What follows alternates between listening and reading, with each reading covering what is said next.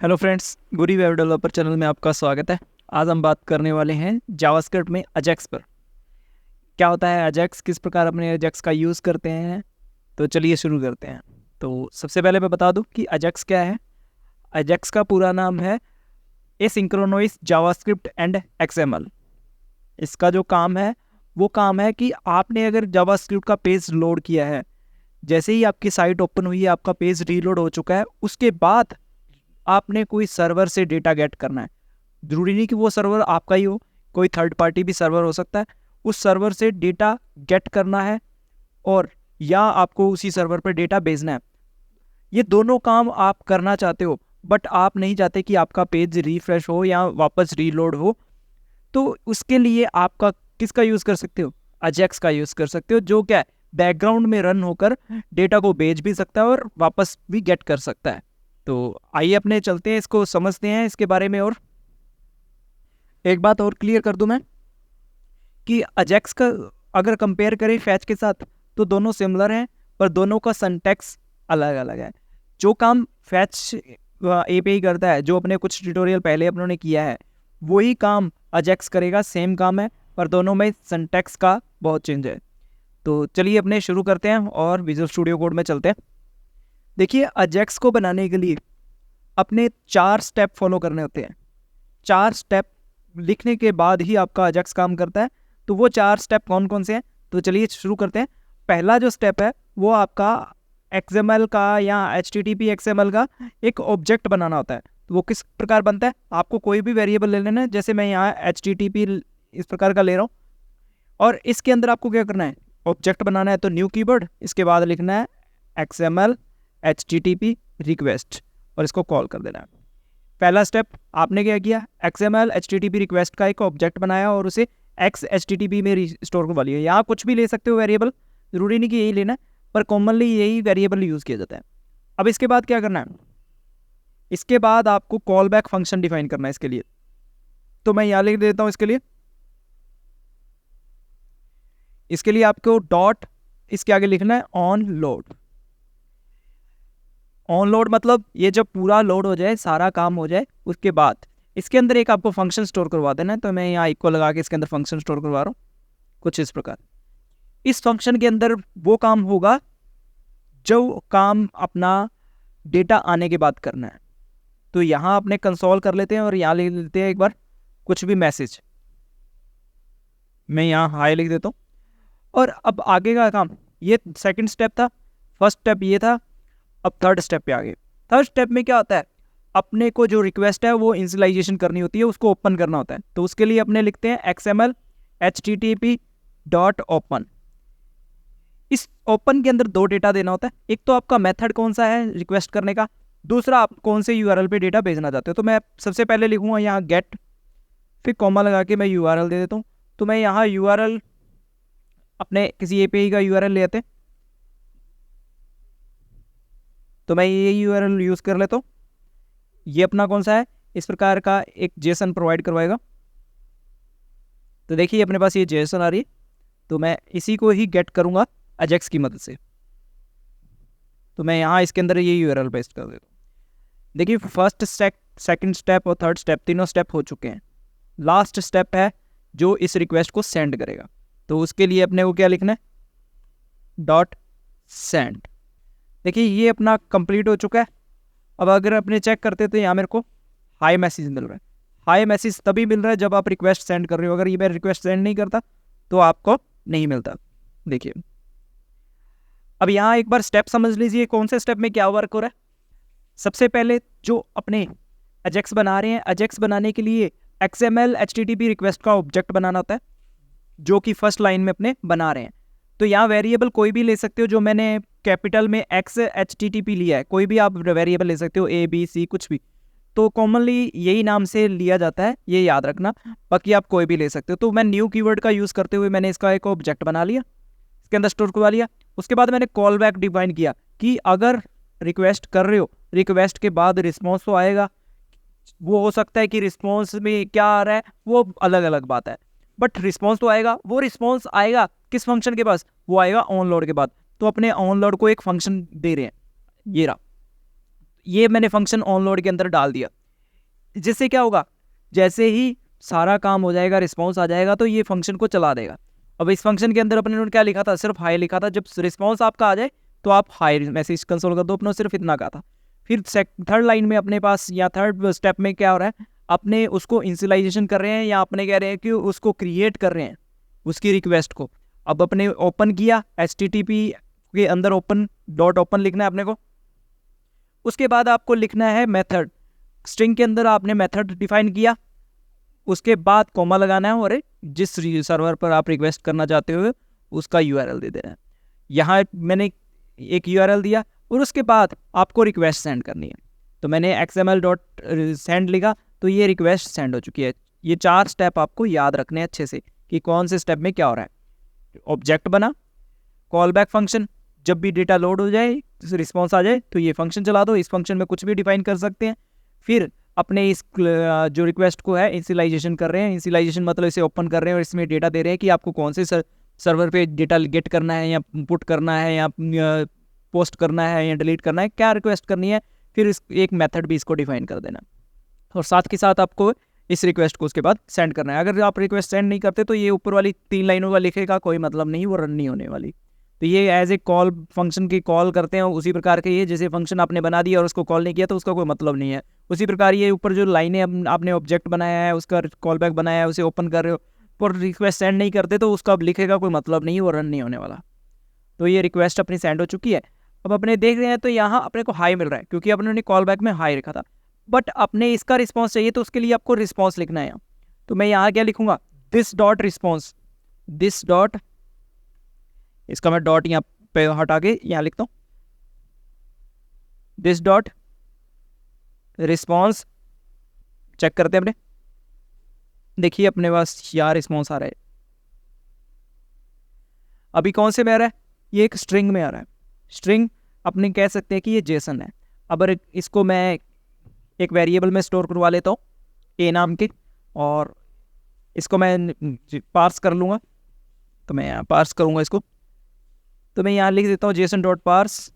इसके अंदर ही अपने करवा लेते हैं जेसन डॉट पार्स और कंसोल करके इसको देखते हैं ए वेरिएबल को।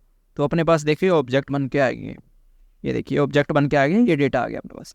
यही सेम अपने को किससे मिल रहा था, फैच से मिल रहा था ये सेम डेटा। तो अपनों ने किससे निकाल लिया, अजेक्स की मदद से निकाला। ये इतना कोड आपको लिखना होगा।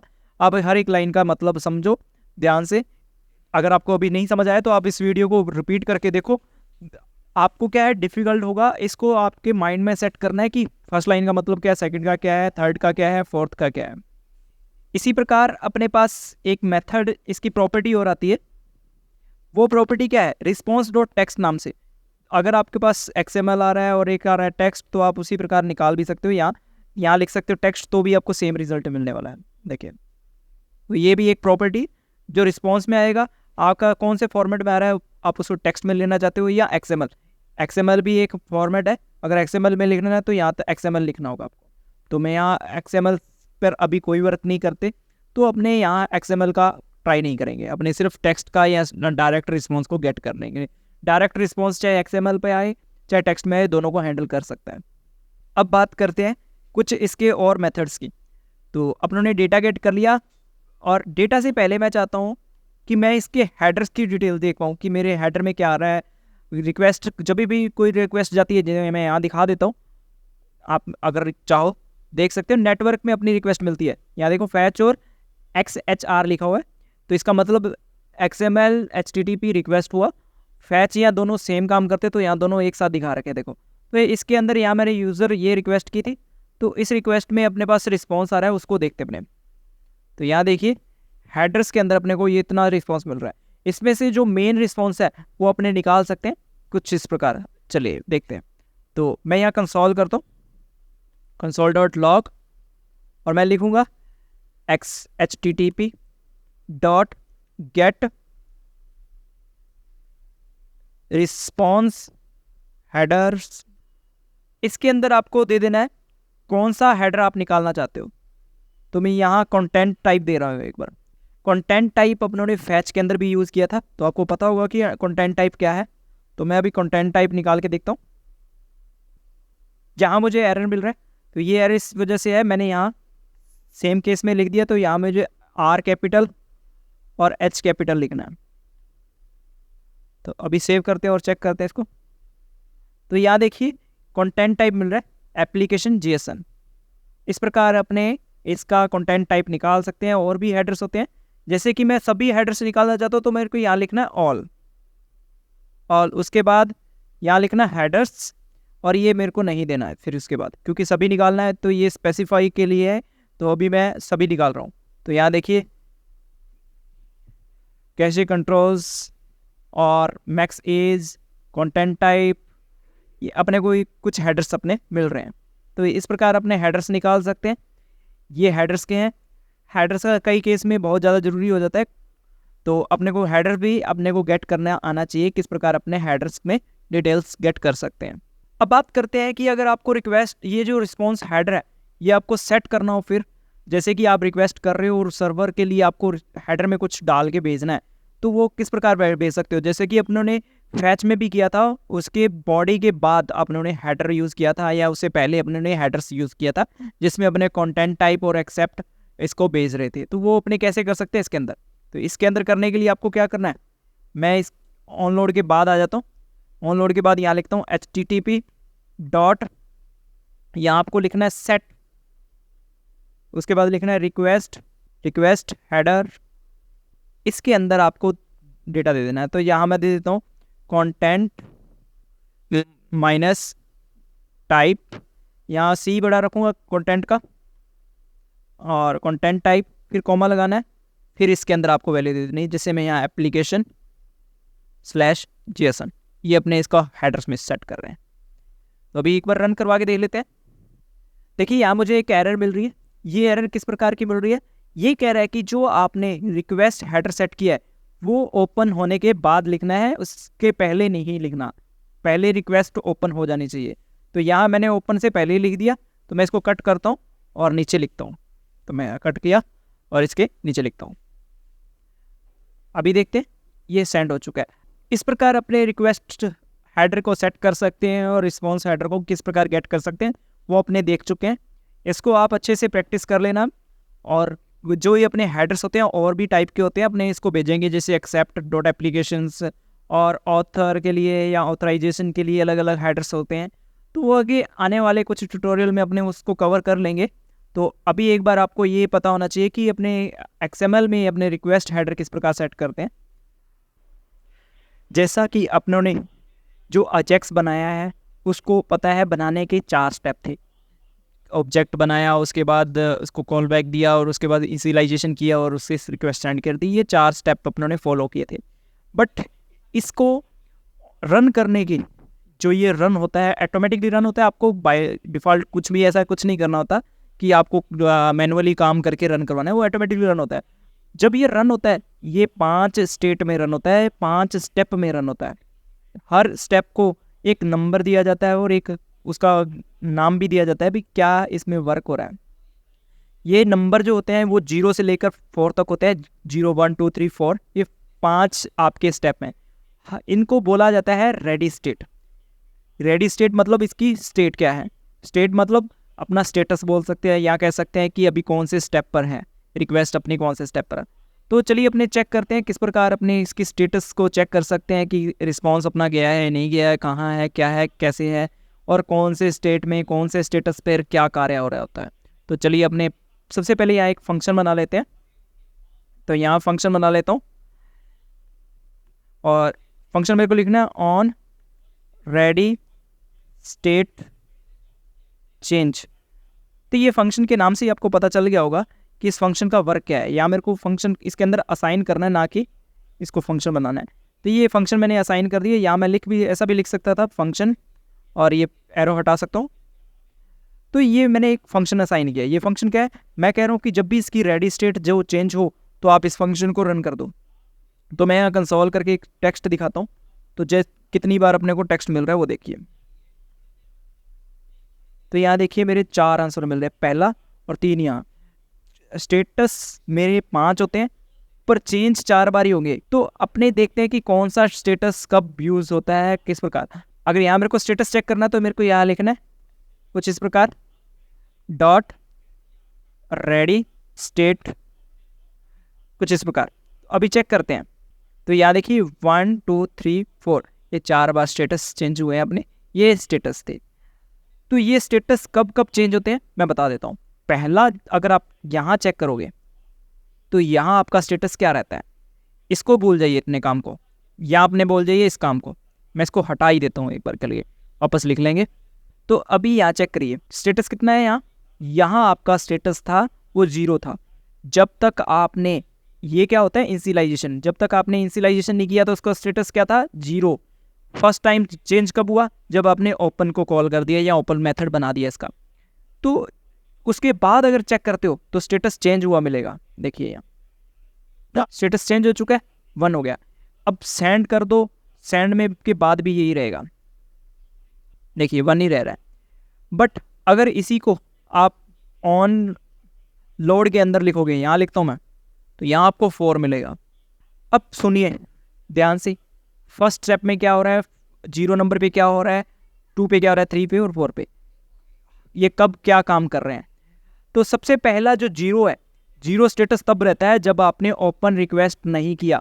ओपन रिक्वेस्ट से पहले आपका स्टेटस रहता है 0। जैसा ही ओपन किया तो उसका स्टेटस हो जाएगा 1।